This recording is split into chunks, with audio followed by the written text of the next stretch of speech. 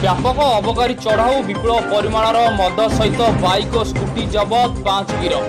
जिलापाल ज्ञान दास निर्देश क्रमे जिला अबकारी निरीक्षक धनेश्वर बराड़ प्रत्यक्ष तत्वावधान में आज जिला अबकारी विभाग गोटे स्वतंत्र टीम भद्रक ग्रामांचल थाना अंतर्गत रसिकाबाद, सुनिदा, मऊदा, बेलदा ग्राम और भंडारीपोखरी थाना अंतर्गत नगुआ केनाल रोड आदि 5टी स्थान में चढ़ाऊ कर 200 लिटर देशी रंधा मद सहित 2 गोटी scooty OD 22 E 6052 OD 22 R 5062 और गोटे मोटरसाइकल ओडी 22 जे 0450 जबत करने सहित एथिरे संपृक्त मोट 5 जन को गिरफ्त कर जबत मदर आनुमानिक मूल्य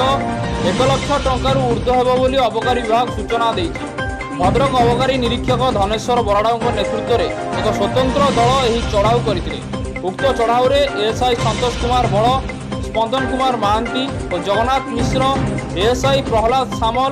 भवेश दास, पुरुषोत्तम मल्लिक, दीपक राउत, नंदू नायक और कनेस्टेबल प्रदीप मल्लिक, मुरली प्रधान, रमेश नायक, अजित कुमार सिंकु, शिवप्रसाद साहू, परेश टुडू, सुभाषिष राउत, रश्मि रेखा जेना, जेमामणि जामुड़ा प्रभृति सामिल थे। एने अबकारी विभाग पक्षर 5 गोटी पृथक पृथक मामला रुजु कर भद्रकरू सीताकांत पाढ़ी रिपोर्ट, आईबीएन ओडिशा।